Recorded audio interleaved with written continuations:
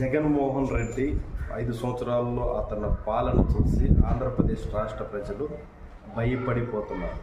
ఎందుకయ్యా అంటే రాష్ట్రానికి నీళ్లు లేవు, నిధులు లేవు, పాలన లేదు, అదేవిధంగా అభివృద్ధి లేదు, చదువుకున్న మా చిన్ని లాంటి పిల్లలకి ఉద్యోగాలు లేవు, కంపెనీలు లేవు.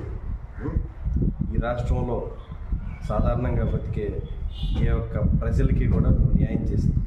అదేవిధంగా నువ్వు నిన్న మాట్లాడుతూ చంద్రబాబు నాయుడు గురించి వక్రీకరించి మాట్లాడుతూ ఉన్నారు. అది చాలా తప్పు. మీరు ఆయన అనుభవాన్ని తెలుసుకొని మాట్లాడాలి.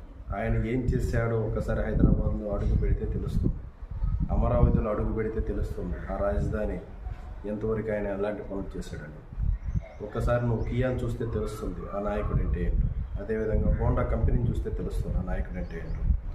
విద్యార్థులను అడిగితే చెప్తారు, ఐటీ పీపుల్ని అడిగితే చెప్తారు, రైతులను అడిగితే చెప్తారు ఆయన ఏం చేశారు తెలుసు.